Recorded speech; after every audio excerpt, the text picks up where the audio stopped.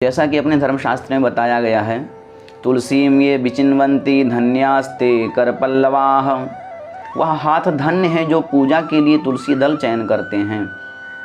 इतनी महिमा बताई गई है तुलसी जी की।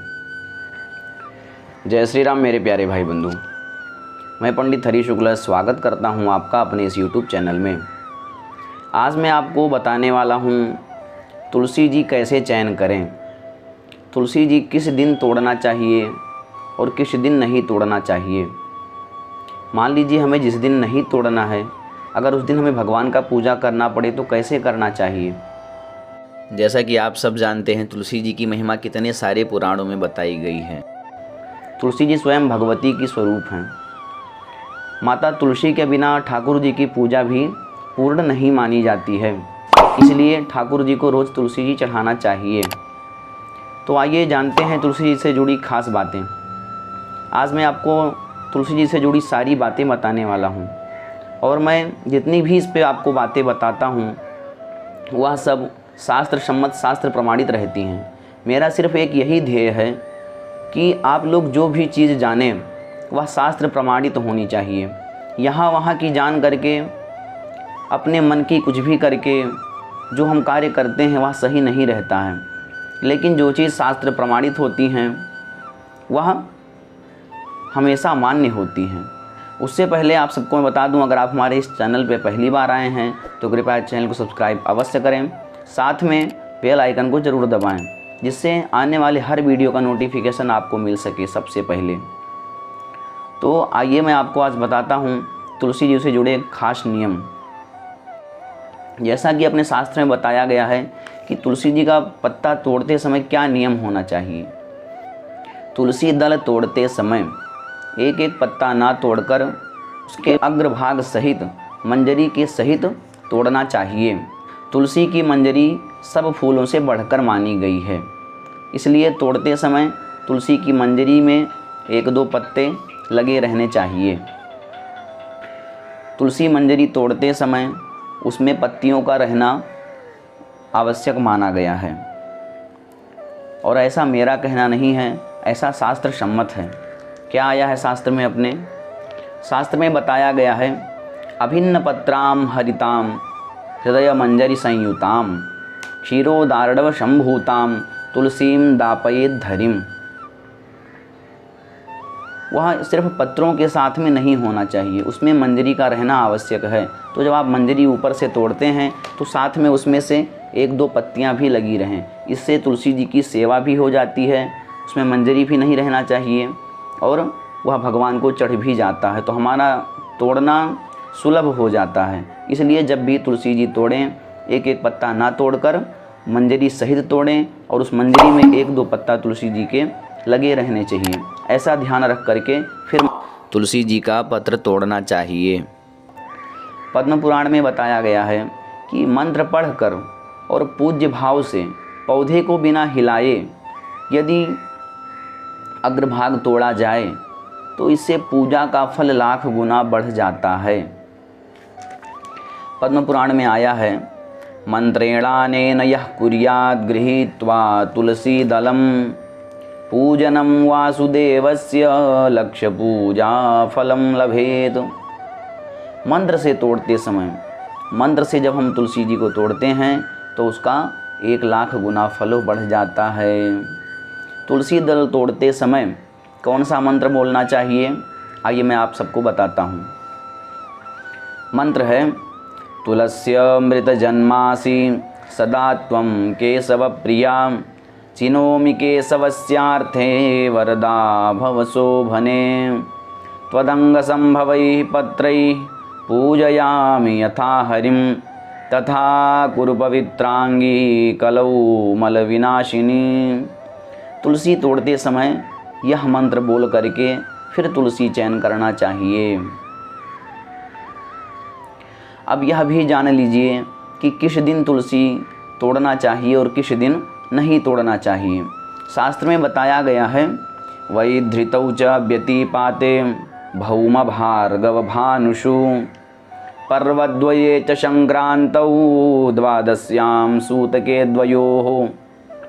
वैधृति और व्यतिपात इन 2 योगों में तुलसी जी नहीं तोड़ना चाहिए। वही धृतौ च व्यतिपाते भौम भार्गव भानुषु, मंगलवार, शुक्रवार और रविवार, इन 3 दिनों में तुलसी जी नहीं तोड़नी चाहिए। तो इन बातों का खास ध्यान रखना है कि इन दिनों में जब तुलसी जी नहीं तोड़नी चाहिए तो भगवान का पूजा करने के लिए हमें तुलसी जी तो चाहिए ही। तो क्या करना चाहिए, उससे 1 दिन पहले तोड़ करके सुरक्षित जगह हमें तुलसी जी को रख लें। फिर जब भगवान का पूजन करना हो तो वह तुलसी जी चढ़ा सकते हैं। और किस दिन नहीं तोड़ना चाहिए, तो तिथियों का भी निषेध बताया गया है। बताया गया है कि द्वादशी, अमावस्या एवं पूर्णिमा के दिन भी इन तिथियों में तुलसी जी नहीं तोड़ना है। इन 3 तिथियों में तुलसी नहीं तोड़ना चाहिए। और है पर्वद्वये च संक्रांतौ द्वादश्याम सूतके द्वयोः।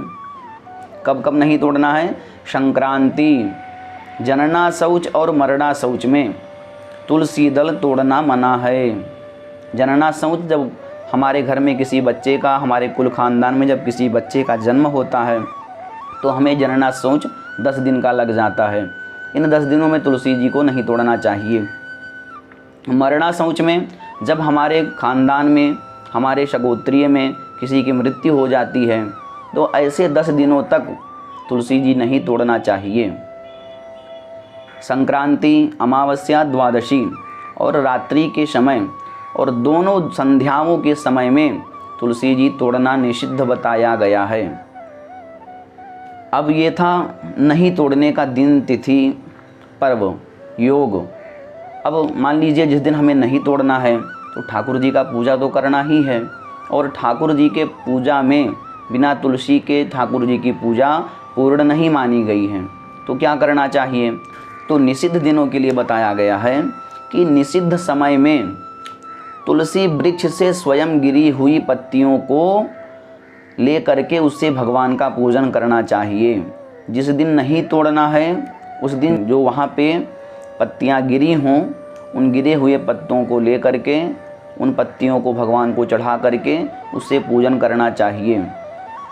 गंगा जल और तुलसी ये दोनों कभी बासी नहीं होते हैं, तो इसलिए जिस दिन हमें नहीं तोड़ना है उससे 1 दिन पहले आप तोड़ करके सुरक्षित स्थान में रख करके भी उससे भगवान का पूजन कर सकते हैं।